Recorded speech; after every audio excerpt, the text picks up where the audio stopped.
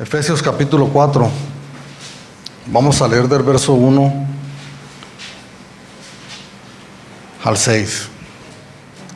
Yo pues, preso en el Señor, os ruego que andéis como es digno de la vocación con que fuisteis llamados, con toda humildad y mansedumbre, soportándonos con paciencia los unos a los otros, solícitos en guardar la unidad del Espíritu en el vínculo de la paz.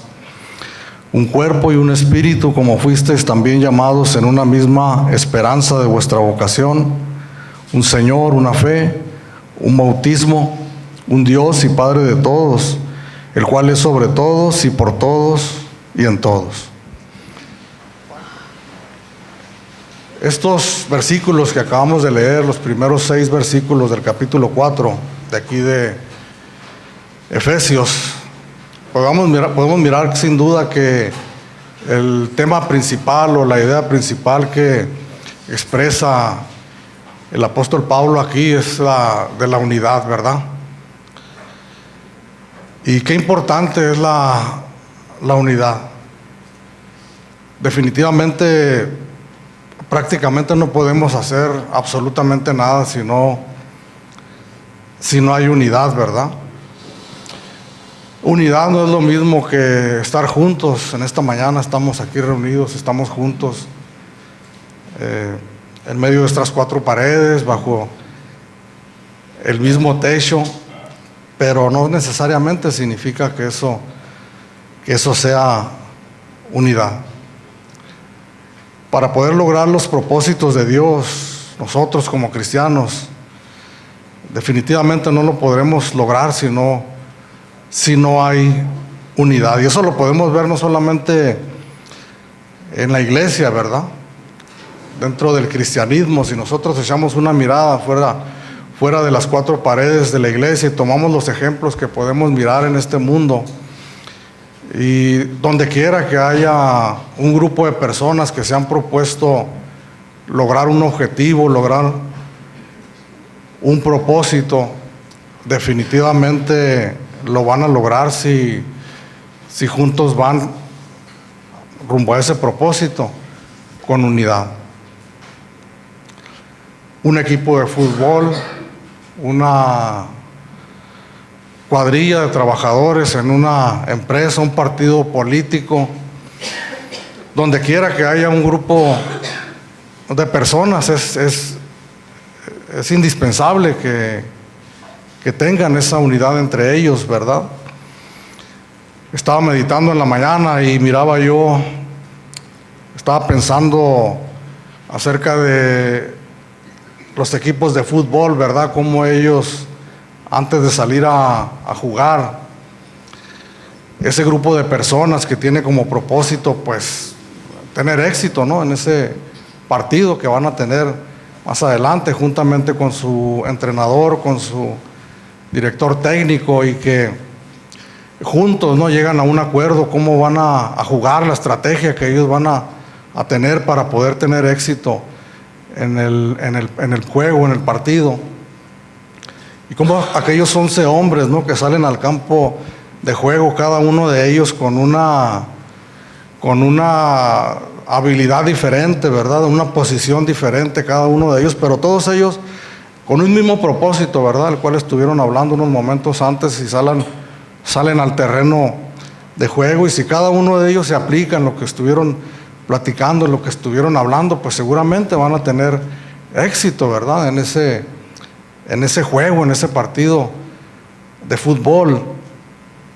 Un partido político, hermanos, y lo que estamos mirando ahora, ¿verdad?, la efervescencia política, y algunos que pues observamos, ¿no?, lo que está sucediendo, cómo miramos que se reúnen un grupo de personas con un propósito, ¿verdad?, específico para lograr algo, y cómo se ponen de acuerdo y hablan, aunque son diferentes maneras de pensar, pero se ponen de acuerdo y alcanzan a lograr ciertos éxitos, ¿no?, porque se ponen de acuerdo.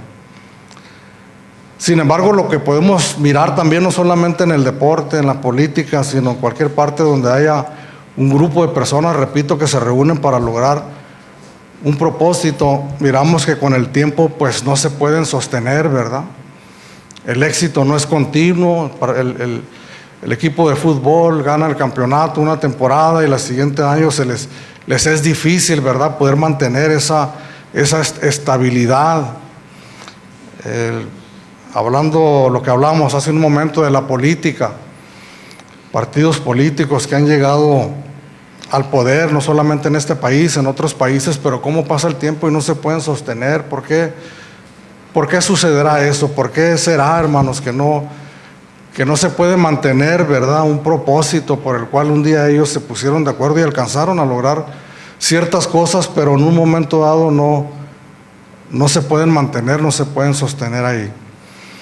Pues la palabra de Dios nos da la respuesta, ¿verdad? Simplemente porque somos seres humanos, somos pecadores. De hecho, nosotros como seres humanos no tenemos la capacidad de producir unidad permanente. No tenemos la capacidad de reunirnos, ¿verdad?, ponernos de acuerdo y lograr propósitos, lograr éxitos que sean continuos y mantenernos, no solamente mantenernos así, sino ir avanzando, ir creciendo y ir prosperando cada vez más. De hecho, es todo lo contrario, donde quiera que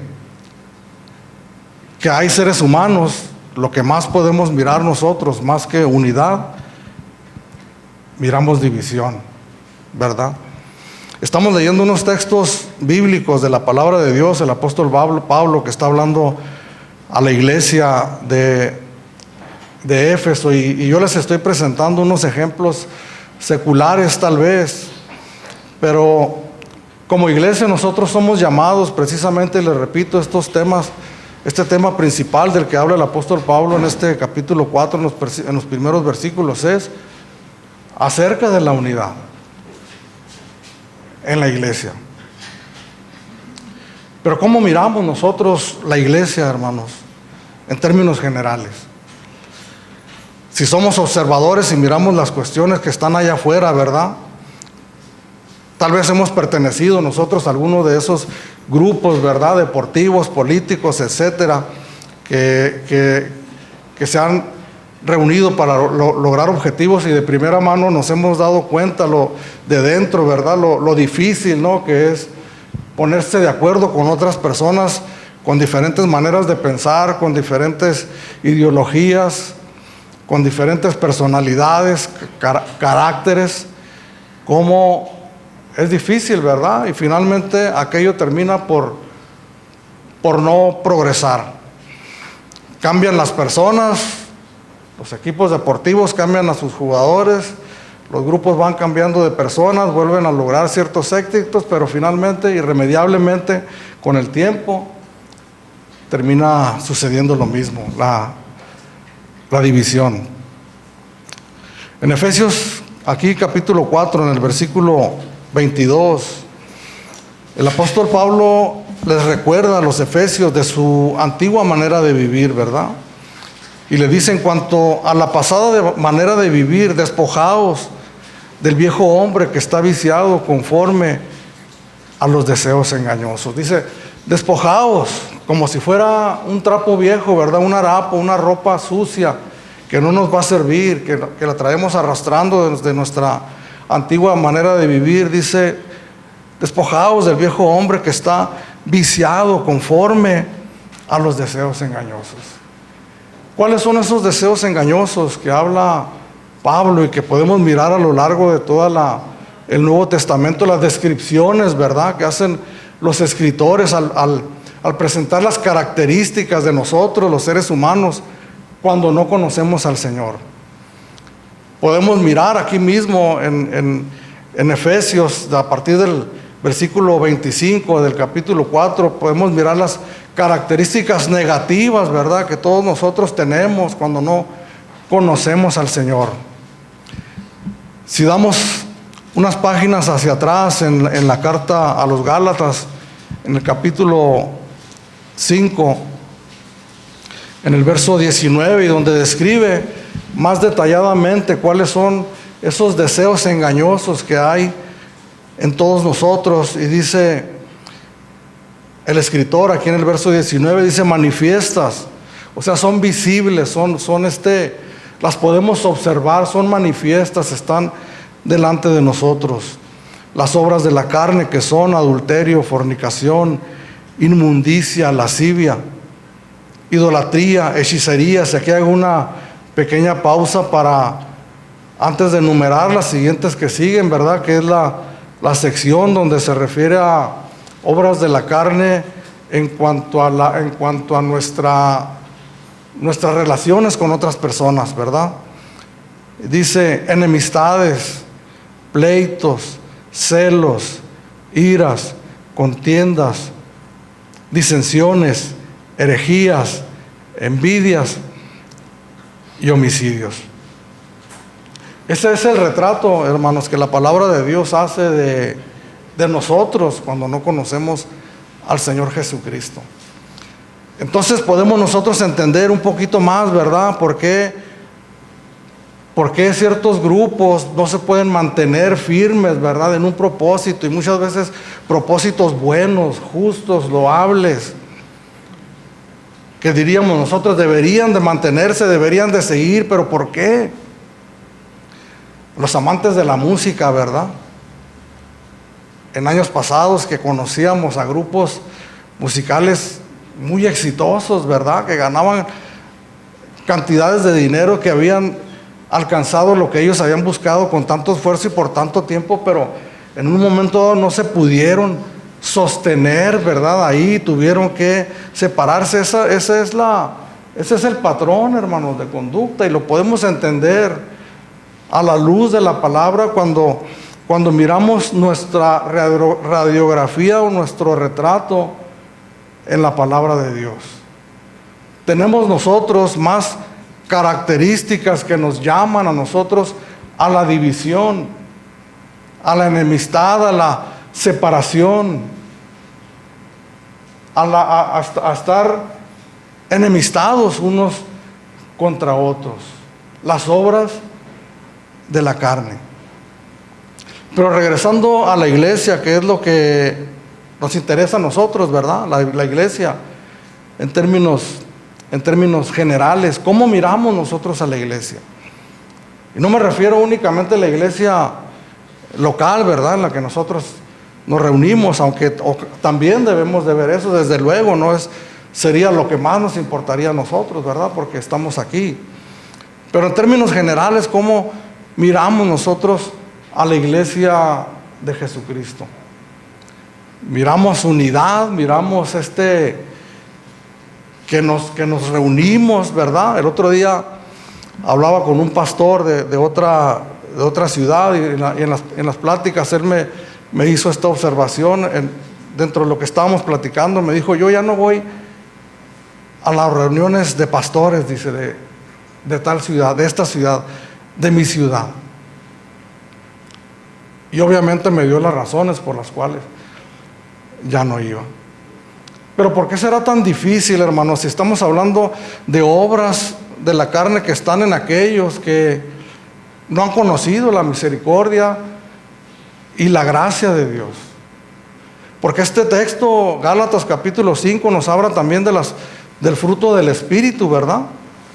Mas el fruto del Espíritu es amor, gozo, paz, paciencia, benignidad, bondad, fe, mansedumbre, templanza.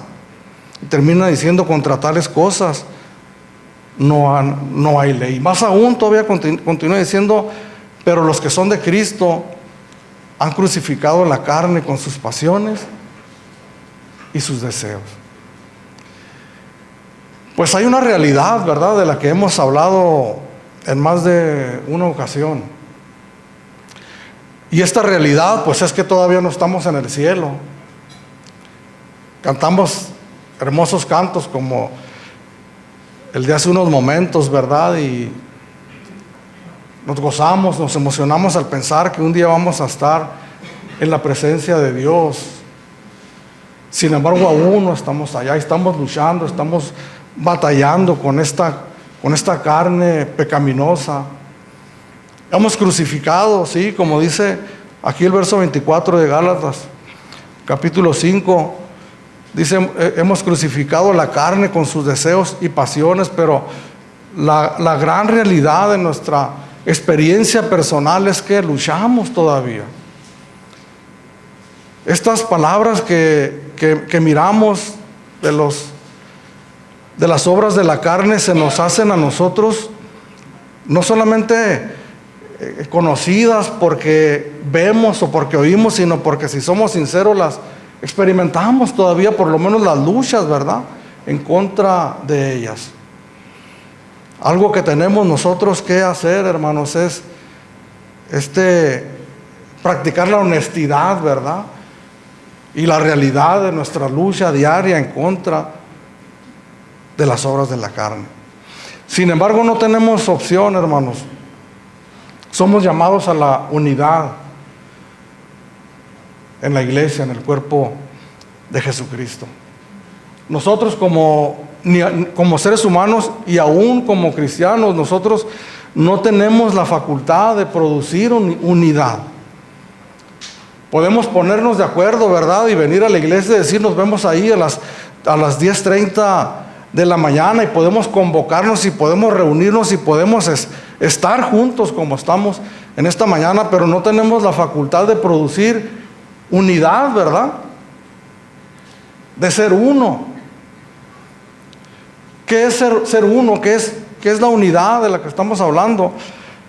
En Juan capítulo 17, verso 20 al 23, es la oración del Señor, cuando el Señor ora por sus discípulos.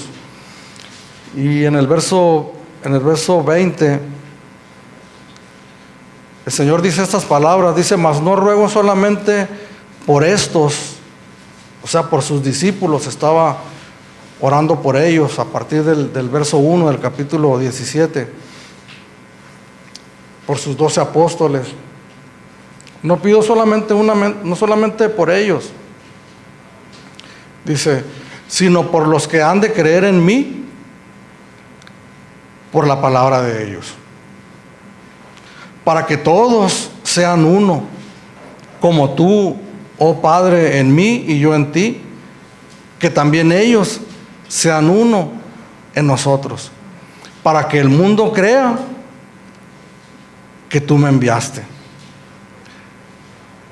¿Para qué, hermanos?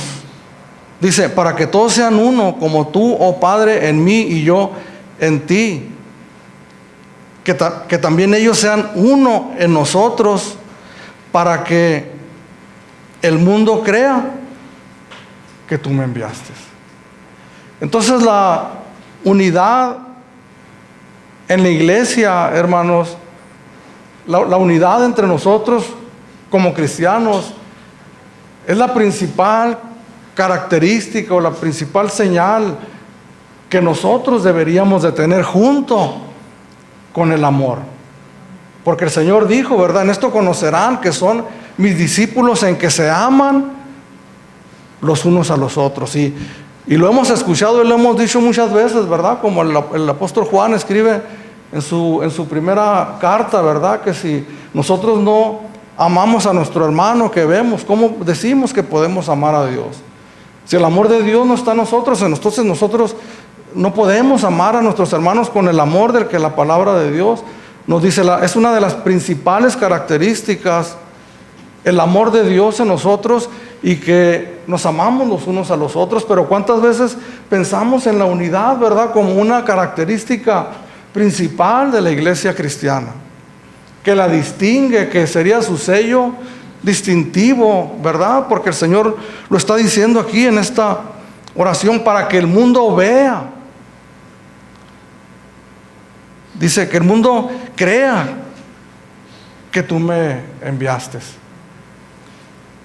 Entonces, las personas, al observar, como observaban a la iglesia primitiva, ¿verdad?, en Hechos capítulo 2, que estaban unánimes, en un mismo sentir, en un mismo corazón, que no solamente estaban juntos en cierto lugar, sino que estaban unánimes verdaderamente, en un sentir, en un mismo corazón. Cuando la gente puede mirar eso en nosotros, entonces existe la posibilidad real de que la gente crea que verdaderamente Él ha enviado a Jesucristo para rescatarnos de nuestros pecados. Aquí en los versículos siguientes, en el verso 4 al versículo 6,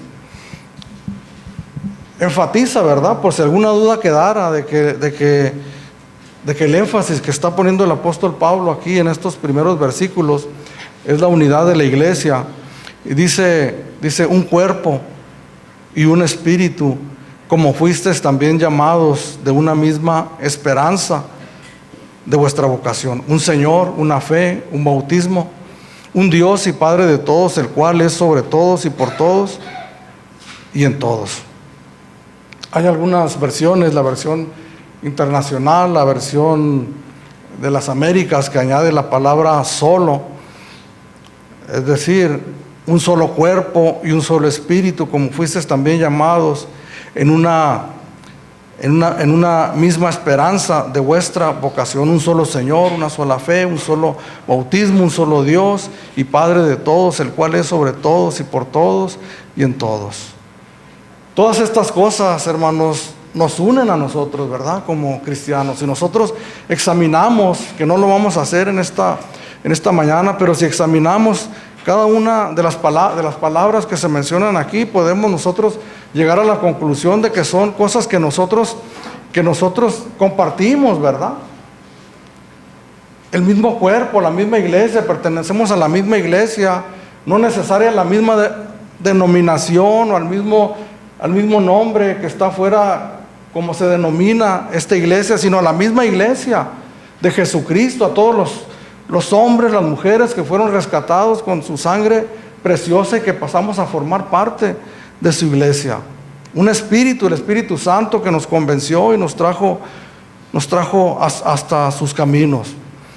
Dice, una misma esperanza que todos nosotros tenemos, ¿verdad? Y que nos gloriamos cuando nosotros la confesamos, que todos nosotros sabemos que un día cuando partamos de este mundo compartimos la misma esperanza de que vamos a estar en la presencia de Dios.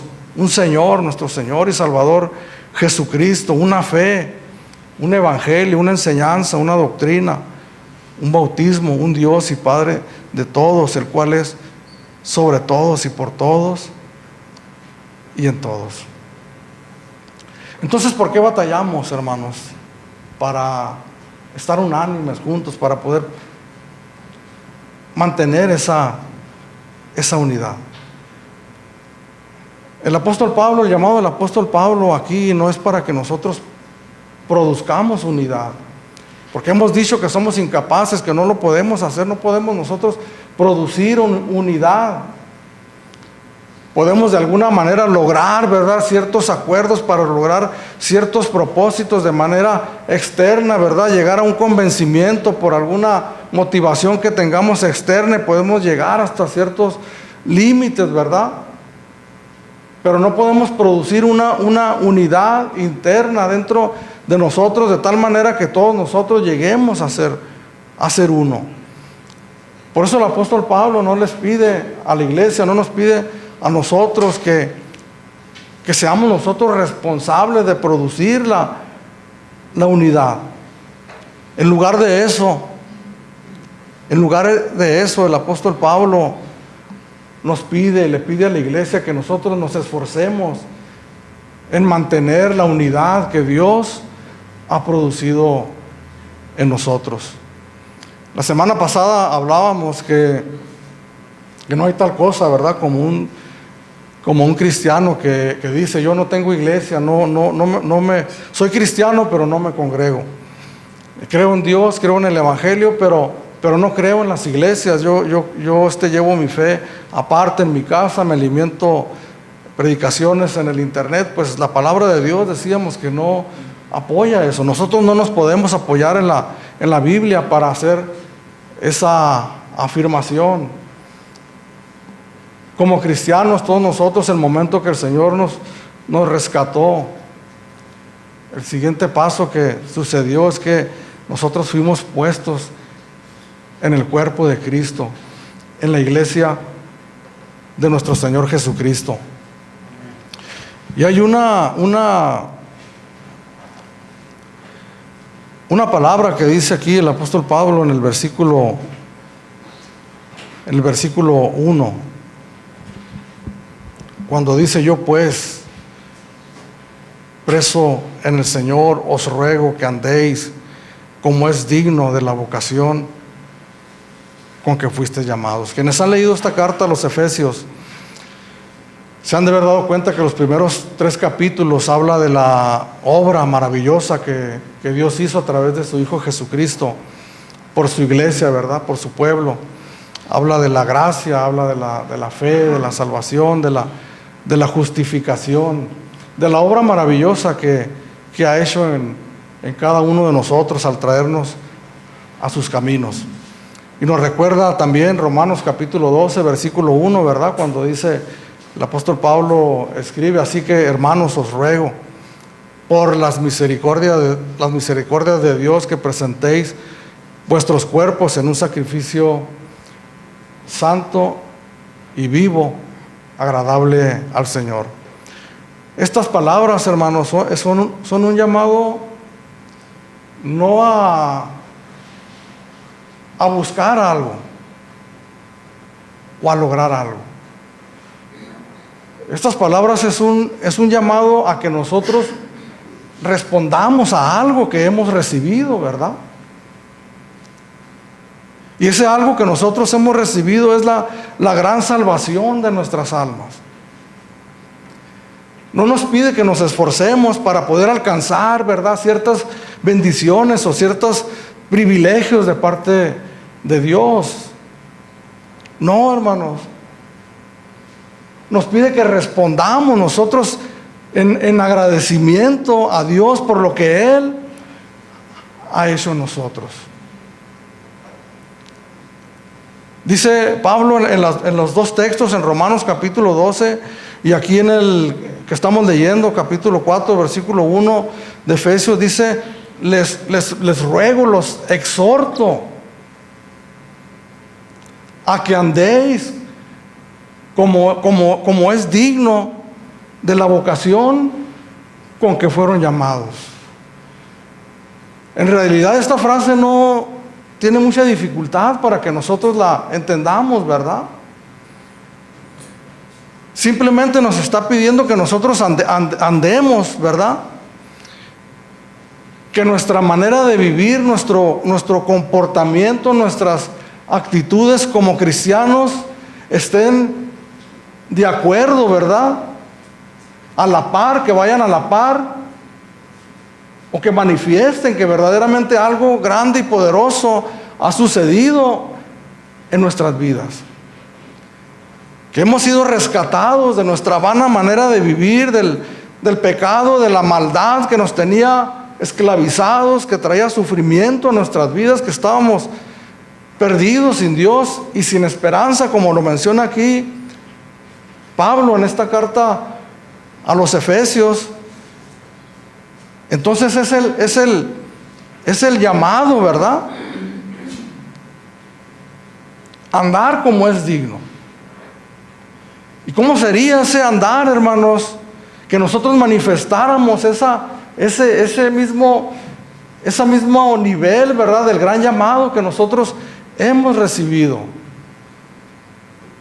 ¿Cuál es la manera que nosotros debemos de manifestar en nuestras vidas? Pues simplemente una vida de continua obediencia, ¿verdad?, a la palabra de Dios, a lo que Dios dice en su palabra, que cómo debemos nosotros de vivir y de caminar como cristianos. Y una de las cosas, hermanos, que la palabra de Dios nos pide es precisamente que nosotros seamos, no produzcamos la unidad, sino que seamos solícitos, que nos esforcemos. Esta palabra es esforzarnos en gran manera, en guardar la unidad que el Espíritu de Dios ya hizo con nosotros. No me imaginaba yo, hermanos, cuando el Señor me rescató, que yo iba a conocer todo tipo de personas, ¿verdad? Y que iba a tener una relación con ellos, con ustedes en este caso, ¿verdad? mi estilo de vida era completamente diferente, tal vez al que de la gran mayoría de los que están aquí. Pensábamos, creo, totalmente diferente. Tal vez venimos de diferentes ideologías o maneras de pensar o cualquier cosa. Sin embargo, Dios en su misericordia, hermanos, nos llamó sin preguntarnos, ¿verdad? Sin darme a escoger si yo quería reunirme con tal o cual persona. Simplemente me puso en su iglesia. Por su gracia, por su misericordia, por su soberanía, pasé a formar parte de una iglesia, ¿verdad? En donde yo no estudié a cada persona, sus caracteres, su manera de ser, su manera de pensar, a ver si me convenía estar aquí con ustedes. Simplemente Dios, hermanos, en su perfecta voluntad permitió que yo estuviera aquí. Y lo mismo también creo que ha hecho con ustedes. En 1 Corintios capítulo 12, versículo 13, se los leo, dice: porque por un solo espíritu fuimos todos bautizados en un cuerpo, sean judíos o griegos, sean esclavos o libres, y a todos se nos dio a beber de un mismo espíritu. Por un mismo espíritu fuimos todos sumergidos en un cuerpo. Por un mismo espíritu, el Espíritu Santo que hizo la obra de convencimiento, ¿verdad?, de nosotros, a través de la palabra de Dios, cuando nosotros la escuchamos, cuando nos la enseñaron la palabra de Dios. ¿Por qué? ¿No se ha preguntado por qué dos personas reciben la misma enseñanza y uno sigue su camino derecho y viviendo como ha seguido viviendo? ¿Y por qué? ¿Y por qué el otro medita en esa palabra y la recibe, la acepta y cambia su manera de vivir? ¿Por qué, hermanos, algunas personas cambian sus vidas al abrazar la fe de nuestro Señor Jesucristo y otras personas siguen de lejos cuando es la misma palabra la que están escuchando? Porque es el Espíritu Santo, hermanos, que viene y nos convence de pecado. Nos convence de que las cosas que nosotros escuchamos a través de la palabra de Dios son verdad, son realidad, son así. Que somos pecadores, que no tenemos salvación, que no podemos hacer nada por nosotros mismos, que estamos perdidos, ¿verdad? Esas mismas palabras, esa misma información, con una variedad de palabras tal vez, pero lo mismo escucha las personas. Unos reciben, otros rechazan. Pero es Dios, hermanos, a través de su Espíritu Santo, quien nos convence y nos sumerge en un cuerpo, en una iglesia. Y dice: sean judíos o sean griegos, completamente, culturas completamente diferentes, completamente distintas, sean esclavos o sean libres, mentalidades completamente diferentes, trasfondos completamente diferentes, historias pasadas completamente diferentes. Sin embargo, dice: a todos se nos dio a beber de un mismo espíritu. ¿Quién produce la unidad entonces, hermanos?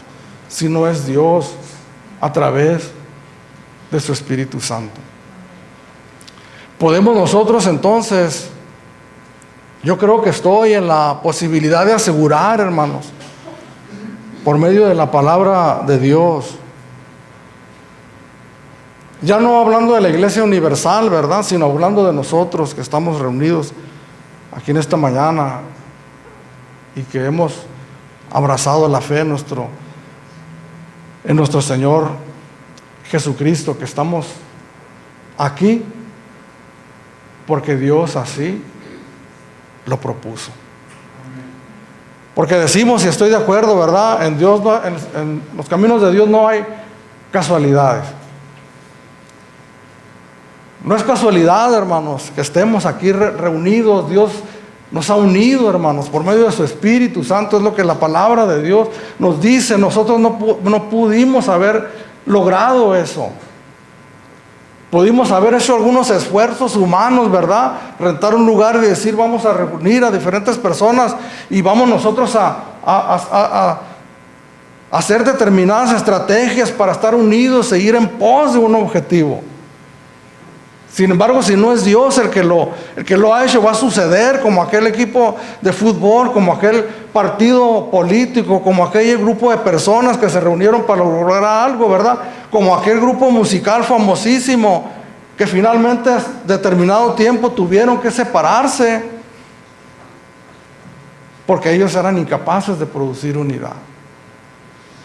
Pero lo que sí podemos hacer, y es a lo que nos llama el Señor en su palabra, es a esforzarnos en gran manera, en guardar, en cuidar, en mantener, en fortalecer la unidad que Dios ha producido en nosotros.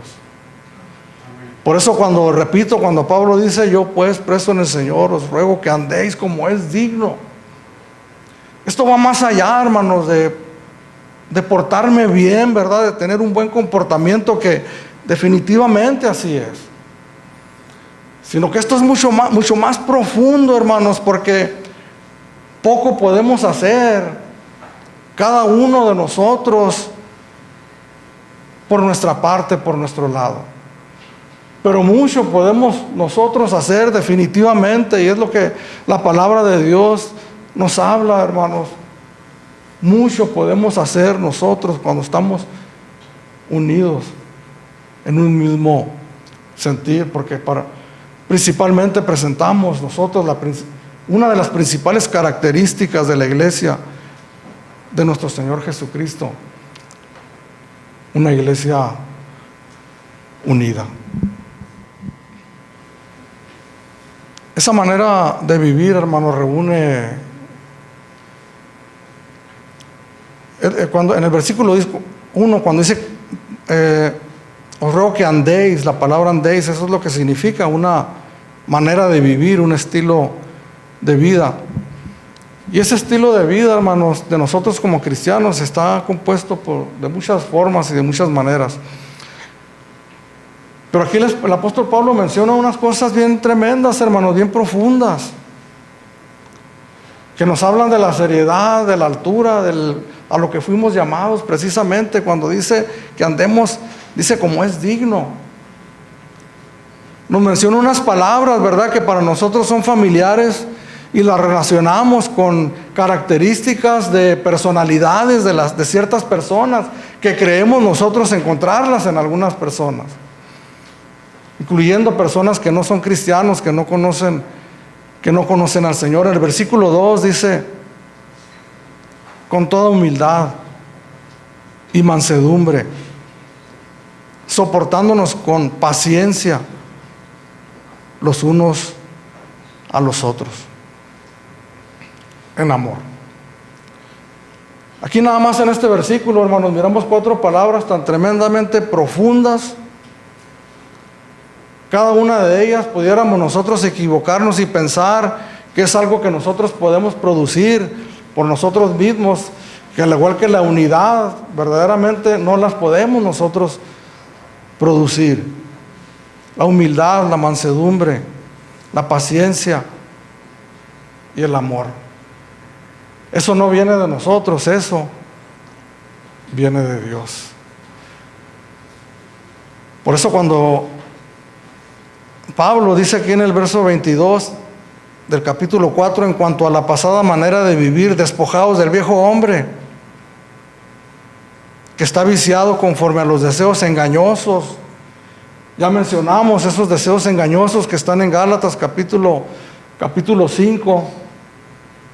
Las obras de la carne, arrancarnos de nosotros como harapos y lanzarlas lejos de nosotros. Pero el verso 24 dice, y vestíos del nuevo hombre creado según Dios en la justicia y santidad de la verdad. Quiere decir, hermanos, que Dios nos ha dado algo, ¿verdad? Nos ha dado algo que nosotros no teníamos de manera natural. Nos ha dado algo nuevo, ¿verdad? Andamos en novedad de vida. El asunto, hermanos, que nos está llamando aquí, y quisiera que nos grabáramos esta palabra, solícitos. Que si usted mira otras versiones o mira el diccionario, va a encontrar que es un esfuerzo que nosotros tenemos que hacer con mucha diligencia. Dios las ha puesto en nuestros corazones, pero de alguna manera, en nuestras vidas, pero de alguna manera nosotros nos tenemos que esforzar, ¿verdad? Para poderlas vivir, para poderlas llevar a cabo, para poderlas cultivar. Porque repito, hay una lucha que tenemos dentro de nosotros y que se opone a la obra de Dios que está creciendo en nuestras vidas. Y quiero meditar rápidamente en estas 4 palabras que creo yo que está la clave, hermanos, para que nosotros podamos vivir y manifestar esa característica principal junto con el amor en la iglesia, que es la unidad. El Señor Jesús en Mateo capítulo 11, versículo 29 dijo estas palabras: aprended de mí, que soy manso y humilde de corazón. Para empezar, tenemos un ejemplo maravilloso, la persona de nuestro Señor Jesucristo. El poder estudiar su vida, su obra. Curiosamente, cada vez escucho más que ciertos personajes de la política citan a Jesús, ¿verdad?, como un ejemplo, pero mirando ellos otras virtudes que según ellos observan en él. Mas sin embargo, estas virtudes que él mismo menciona, manso y humilde de corazón, aprended de mí que soy manso y humilde de corazón. Y le decía hace unos momentos que a veces nosotros podemos confundirnos, ¿verdad? Y creemos ver ciertas características en las personas, como la humildad. Miramos ciertas características en una persona y decimos inmediatamente: esta persona es muy humilde, es muy sencilla en su trato. Porque miramos lo externo, la apariencia, ¿verdad? Confundimos unos rasgos de sus características con esta palabra que nos menciona aquí. Recordemos, hermanos, que esto que nosotros tenemos aquí es la palabra de Dios. Y hay cosas que se describen aquí que en realidad las palabras que se usan no alcanzan a abarcar lo que Dios nos quiere enseñar. Es por eso que nos presenta precisamente a Jesús, ¿verdad? Para que nosotros no nos confundamos. Y esta palabra humildad, dicen, hermanos, los estudiosos de la palabra de Dios, que la palabra original que se usa aquí en el Nuevo Testamento para humildad es una palabra que no se encuentra en la literatura secular. La palabra que se usa aquí en la Biblia es una palabra compuesta, tapeino frosune, una palabra compuesta por 2 palabras. Tapeino significa literalmente de baja condición y frosune significa mente. Es decir, hablando de algo que está internamente en nuestros corazones, que no es algo externo, sino que es algo que está dentro de nosotros. La sola palabra tapeinos es una palabra que usaban los griegos en sus literaturas y hablaba de una humildad que no era para nada una virtud humana. Todo lo contrario, era visto como algo despreciable, con una actitud negativa. Y un comentarista utiliza estas palabras, estos adjetivos, dice, como una actitud rastrera, servil y convenenciera. Como aquellos que quieren lograr algo, ¿verdad?, con alguna persona y utilizan una actitud servil, muy servicial, pero tirando a servil porque quiere lograr algo, ¿verdad? Quiere obtener un beneficio a cambio de la actitud que él está teniendo. Sin embargo, el cristianismo puso esta palabra como la principal de todas las virtudes, la humildad. Una virtud maravillosa, hermanos, que batallamos mucho para que habite dentro de nosotros. Porque ¿qué significa la humildad para nosotros, hermanos? Si la miramos como la principal de las virtudes de un genuino creyente. Hemos dicho nosotros muchas veces que el Evangelio de nuestro Señor Jesucristo, las buenas nuevas de salvación, en realidad no son agradables al oído, hermanos, al escucharlas por primera vez. Si nos comparten las buenas nuevas de salvación, el Evangelio de nuestro Señor Jesucristo por primera vez, y nosotros sentimos palabras bonitas, agradables y nos gustan, entonces algo no está bien.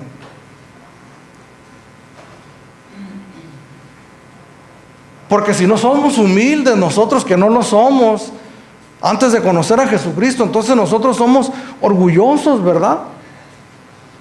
El ego, el yo está a flor de piel. Pensamos egoístamente, pensamos en nosotros mismos, no pensamos en los demás, cuando pensamos en Dios es porque algo queremos, ¿verdad? Ayúdame, Dios mío, porque tengo necesidad. La necesidad pasa y pasa el pensamiento de Dios. Entonces, cuando nosotros escuchamos la buena nueva de salvación, ¿qué nos dice personalmente a cada uno de nosotros? Que somos pecadores, que no estamos caminando bien. Recordemos lo que leímos hace unos momentos, que el Señor llamó de griegos, judíos, esclavos, libres, a todo tipo de personas.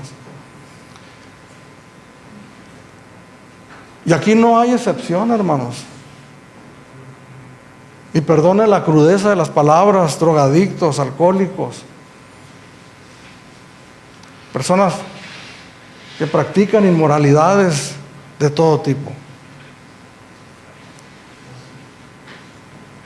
personas respetables ante la mirada de los seres humanos, ¿verdad? ¿Cuántos de nosotros conocemos personas a nuestro juicio, a nuestra medida, al rasero de nosotros, humanamente hablando, y decimos son personas respetables? En una ocasión una persona me decía, hace mucho tiempo, cuando yo le compartía la palabra, y me decía: oye, pero ¿qué pero le pones a don fulano?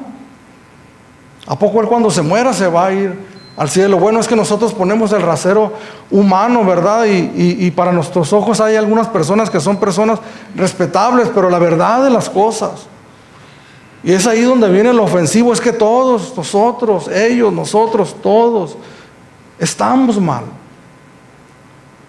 Le damos la espalda a Dios, no le obedecemos, somos desobedientes a la palabra de Dios.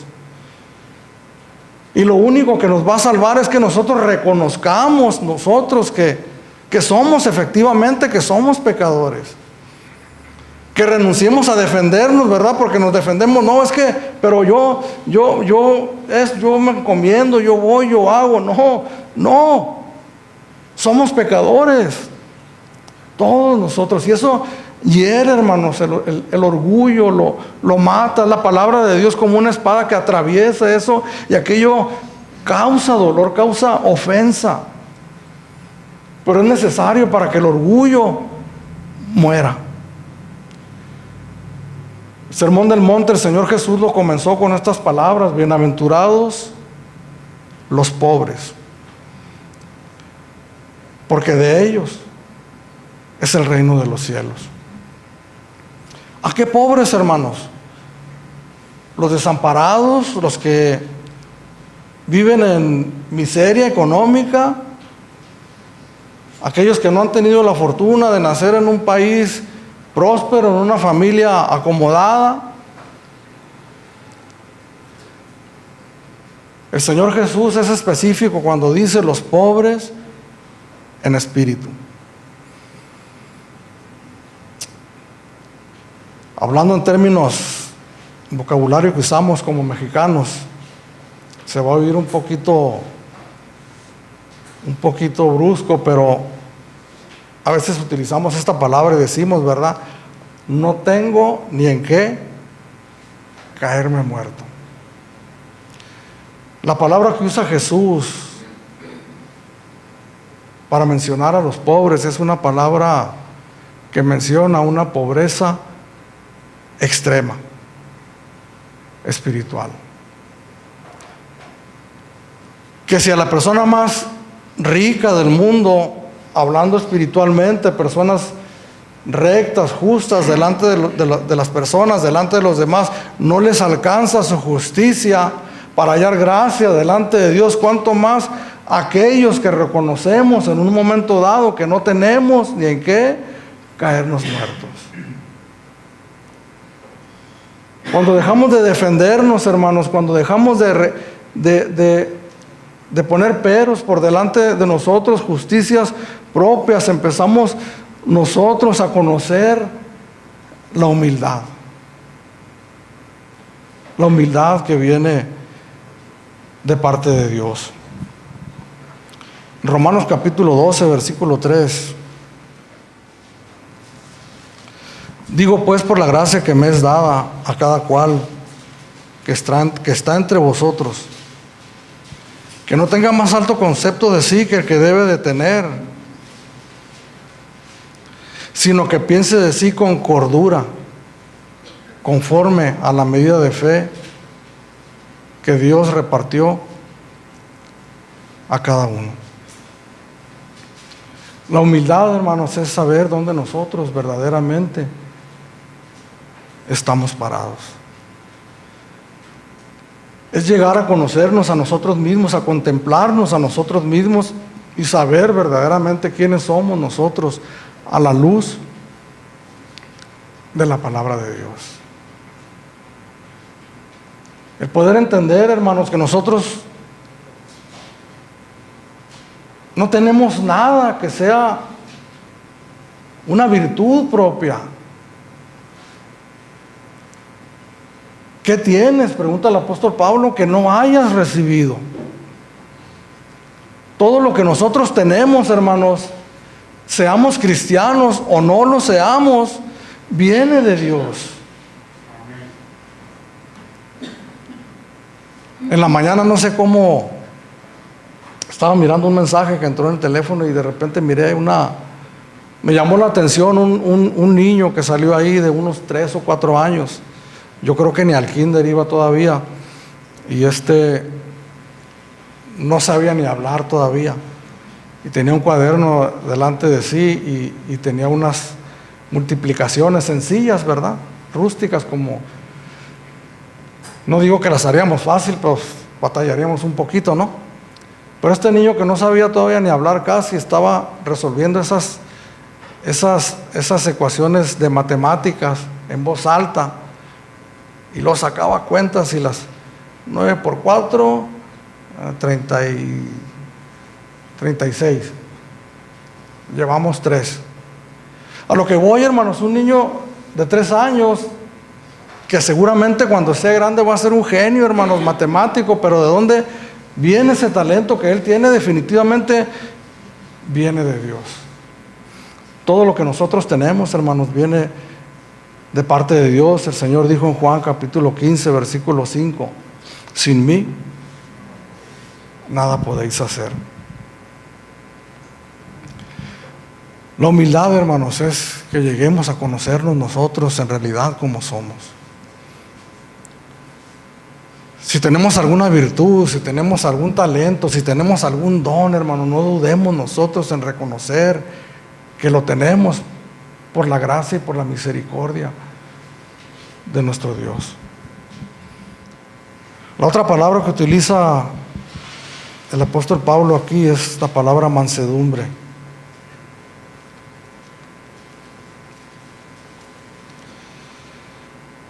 En toda humildad y mansedumbre. Esta palabra se traduce también en algunas Biblias, traduce la palabra amable o gentil.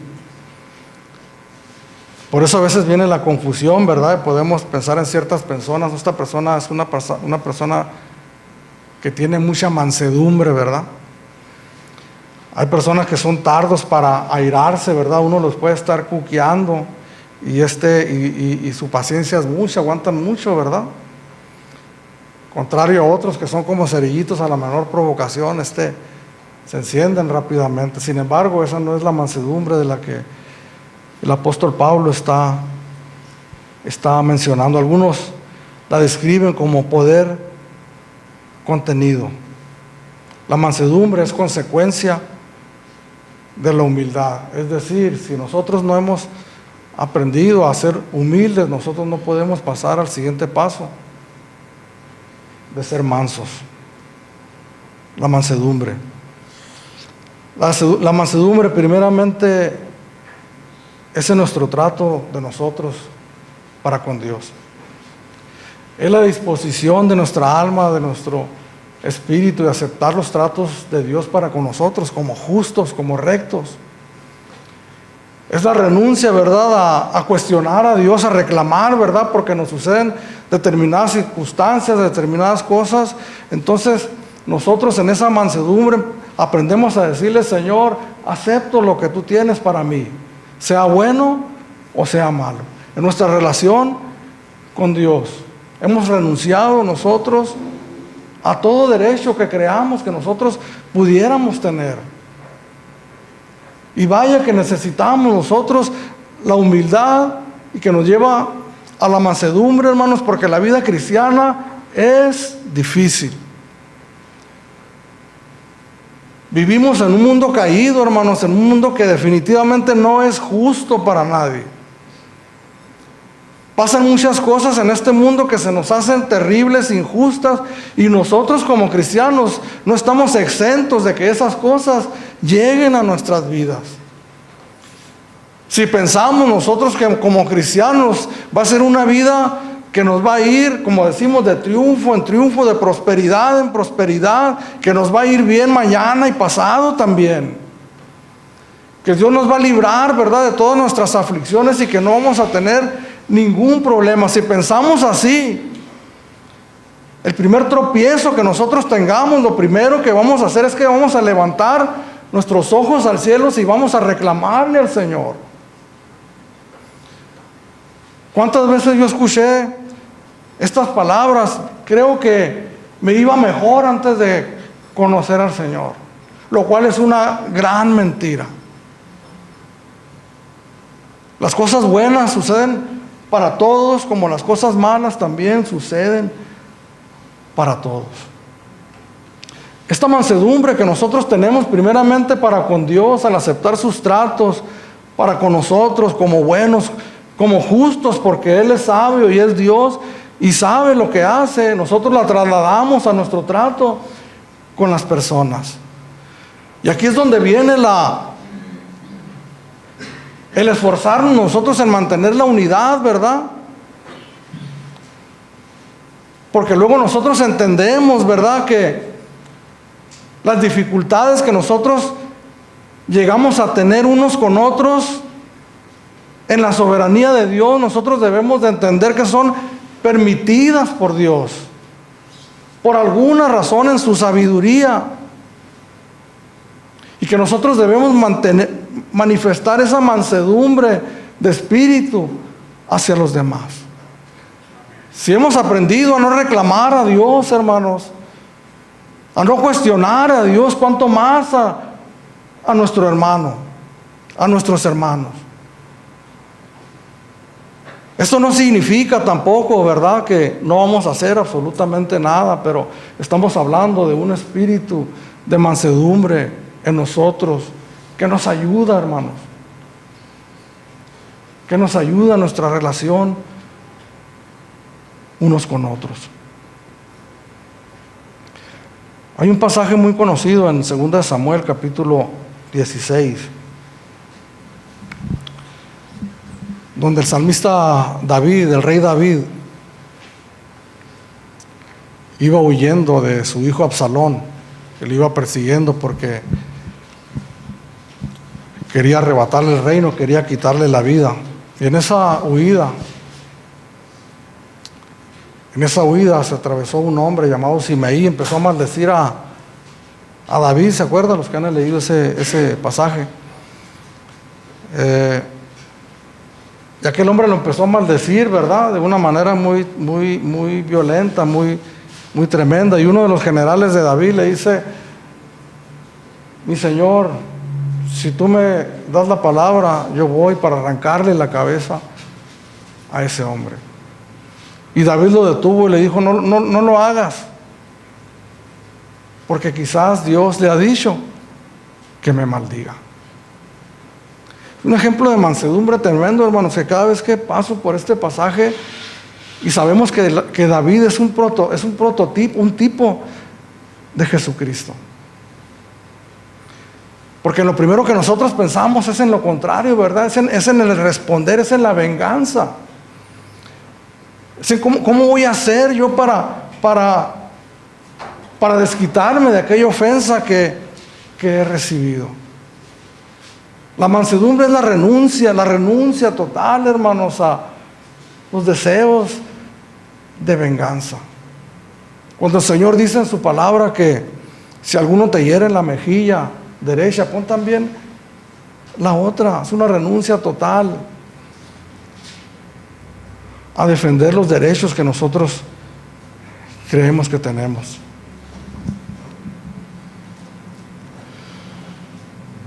El ejemplo de Jesucristo, en 1 de Pedro capítulo 2, verso 21 al 23.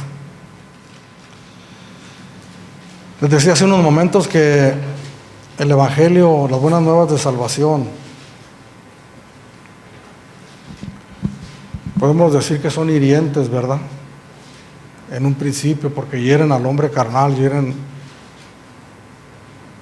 el orgullo, hieren nuestro yo. Después, cuando abrazamos la fe, pues estas palabras son dulces para nosotros. Sin embargo, cuando a veces escuchamos estas palabras, pues podemos entender que la enseñanza completa de Jesús, toda la enseñanza de Jesús no es nada agradable para el hombre carnal. Aquella que no está dispuesto a rendirle su vida a Jesucristo. Simple y sencillamente las enseñanzas de Jesucristo no son agradables. Dice el verso 21. Leemos desde el 20.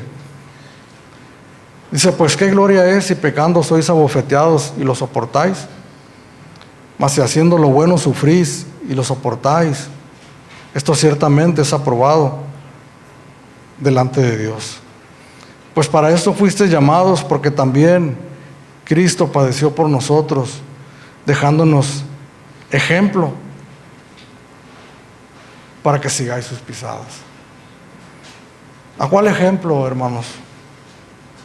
El cual no hizo pecado, ni se halló engaño en su boca, quien cuando le maldecían no respondía con maldición, cuando padecía no amenazaba, sino encomendaba la causa al que juzga justamente. Verso 24: quien llevó él mismo nuestros pecados en su cuerpo sobre el madero, para que nosotros, estando muertos a los pecados, vivamos a la justicia, y por cuya herida fuiste sanados.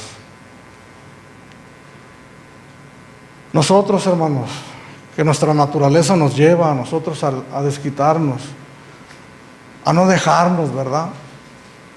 De hecho, las virtudes que nosotros creemos que tenemos, algunas, y las presumimos, decimos: es que yo no me dejo de nadie. Es que el que la hace conmigo, la paga. Y es motivo de orgullo, ¿verdad? Es motivo de virtud, es motivo de algo bueno que nosotros creemos que somos o que tenemos como personas, pero cuando miramos el Evangelio que nos dice completamente lo opuesto, entonces si nosotros no hemos abrazado la fe, si nosotros no hemos pasado por el proceso de la humillación en la conversión de nuestras almas, no podemos entender tampoco lo que significa la mansedumbre. Cuando vamos por la calle, hermano, cuando alguien usa el claxon y nos da un recordatorio ahí, o nos dice una palabra hiriente, altisonante, nuestra naturaleza brinca, ¿verdad? En un deseo de responder, de hacer algo para desquitarme de aquello que me han hecho. Y no es un esfuerzo el que tengo que hacer para hacer aquello, sino que es algo que brota de manera natural. Porque esa es nuestra condición caída, nuestra naturaleza. Por eso el apóstol Pablo les dice, les ruego que se esfuercen en guardar la humildad, que se esfuercen mucho, porque se van a tener que esforzar demasiado. No somos cristianos, hermanos, llaneros solitarios, que sería lo más fácil, ¿verdad? Yo ya me cansé de estar conviviendo con tal o cual o por cual, no lo puedo pasar, no lo puedo soportar. Mejor me voy a ir a vivir mi vida cristiana apartado, en mi casa, me voy a alimentar del internet, voy a leer mi Biblia. Pues déjame decirte que esto no funciona así. Dios nos ha unido como iglesia, hermanos. Él nos unió, hizo algo que nosotros no pudiéramos haber hecho jamás. El unirnos por medio de su Espíritu Santo, ponernos en una congregación, como en esta mañana hay muchas aquí en Mexicali reunidas. Déjeme decirle que en todas las congregaciones que hay en nuestra ciudad, también hay personas, hay seres humanos que están batallando con su naturaleza carnal.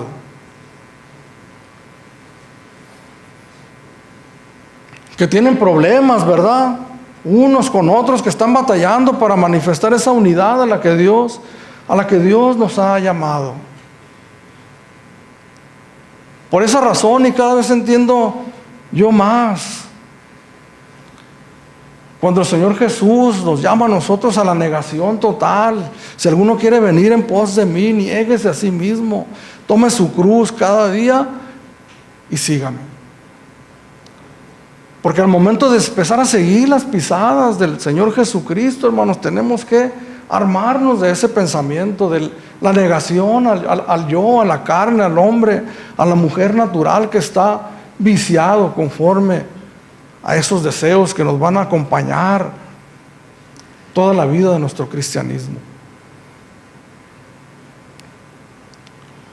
Van a pasar los años, como dice la Escritura, que mientras más pasan los años, el hombre espiritual se va a ir fortaleciendo. Si nos aplicamos, cada vez vamos a mirar en nuestras vidas esos frutos apacibles de Dios en nosotros, para los cuales fuimos nosotros llamados. Por último, la paciencia.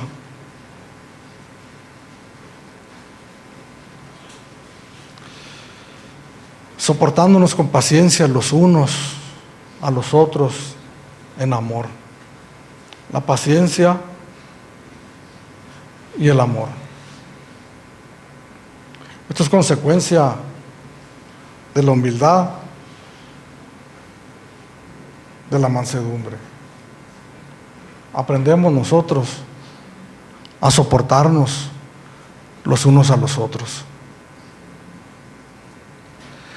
¿Cuántos han escuchado esta frase? O más aún, ¿cuántos hemos pensado nosotros esto en alguna ocasión? No lo soporto. Fíjese la gravedad del pecado en el ser humano, que con las personas más íntimas que nosotros tenemos en nuestras vidas, que muchas veces personas que un día se juraron amor, ¿verdad? Eterno, y en un momento llegan a pensar, no lo soporto, no la soporto. En nuestras relaciones con las personas, con los compañeros en la escuela, con los compañeros en el trabajo, en nuestra familia, en un equipo de fútbol. ¿Cuántas veces hemos, tal vez no llegado al extremo de expresar esas palabras, pero sentir una dificultad para poder relacionarme con tal o cual persona? Podemos entender una vez más por qué el apóstol Pablo utiliza estas palabras solícitos en guardar la unidad del Espíritu. Esta no es cualquier obra, hermanos. En el mundo logran ciertos propósitos y se esfuerzan, ¿verdad? Porque hay ciertas cosas que les motivan, ¿verdad? La gloria de ganar un campeonato, la motivación de poder obtener un beneficio económico, la fama, y los llegan a esforzarse y poder alcanzar ciertas metas y después perder eso. Pero aquí el punto, ¿cuál es la motivación de nosotros para... Imaginemos por un momento, hermanos, que somos, porque en realidad es así.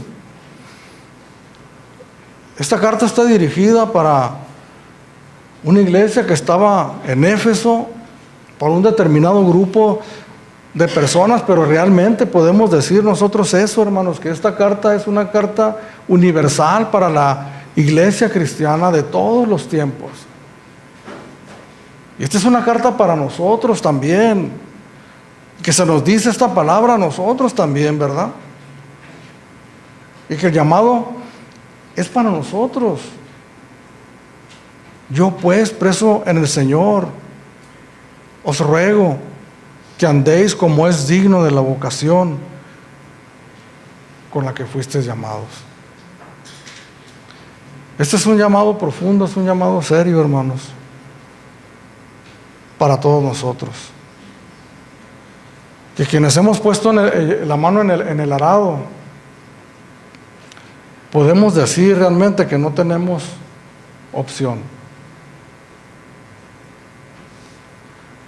O de alguna manera podemos decir que la opción que tendríamos sería no recibir esto, ¿verdad? Y pasar a lo largo de toda mi vida cristiana batallando, ¿verdad? Con esas luchas, porque no es agradable, hermanos, no es agradable el estar confrontados, ¿verdad? El no recibir, el no aceptar, el darle rienda suelta a las pasiones humanas, de las divisiones, no es nada agradable. Tenemos la opción de decir sí, sí, Señor. Deseo, quiero, anhelo vivir así. La bendición de nosotros como cristianos es que aquel que produjo la unidad en nosotros, el Espíritu de Dios, sigue obrando en nuestras vidas. Sigue iluminándonos en su misericordia y en su gracia y trayéndonos a nuestros corazones, a nuestras mentes, aquellas actitudes que no le son agradables a Dios y que no ayudan, que no aportan para la edificación del cuerpo de Cristo. Dios tuvo paciencia con nosotros, hermanos. Misericordioso y clemente es Jehová, leía a nuestro hermano Enrique al principio. Lento para la ira y grande en misericordia. Al pensar en la gran paciencia que Dios tuvo para con nosotros, debería de servirnos a nosotros como ayuda para que nosotros tengamos también paciencia con los demás, a ser tolerantes. Les confieso una cosa, hermanos. En ocasiones he experimentado la intolerancia. al mirar las debilidades de otros, ¿verdad? Sin embargo, llega Dios en su misericordia, en su gracia, y presenta mi vida, ¿verdad? Por eso nos regresamos al primer punto, donde si no partimos de ahí, no hay nada más de la humildad. El recordar, hermanos, en dónde estábamos cuando Cristo nos encontró. La triste condición en la que nosotros vivíamos cuando Cristo Jesús nos levantó. Y a lo largo de nuestro caminar con Cristo, hermanos, lo que hemos fallado, que un servidor que muchas veces no le he honrado, y me maravilla en gran manera la paciencia que Dios ha tenido conmigo. Si fuera el gerente de una empresa, el dueño de un negocio, desde hace mucho que me hubiera votado. Pero como es un Dios clemente y misericordioso, lo que puedo experimentar es el peso de la clemencia y de la misericordia de Dios. ¿Quiénes somos nosotros para negarles a los demás la paciencia?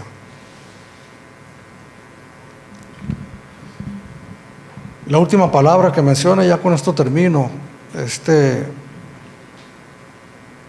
en amor. Soportándonos con paciencia los unos a los otros, en amor. Es lo que aceita todo, ¿verdad? Sin humildad al principio y sin amor, que menciona al final, sin el amor de Dios, nosotros no podemos lograrlo nada. El amor de Dios está a la disposición de todos nosotros, hermanos. Que un día recibimos la salvación del Señor por gracia, pero que el Señor nos sigue amando a pesar de que a veces no respondemos como nosotros debiéramos de responder. Y si alguien no ha experimentado el amor de Dios en esta mañana, el amor de Dios siempre está disponible para todos nosotros. De tal manera amó Dios al mundo, dice Juan 3:16, que dio a su Hijo unigénito para que todo aquel que en él cree no se pierda, mas tenga vida eterna.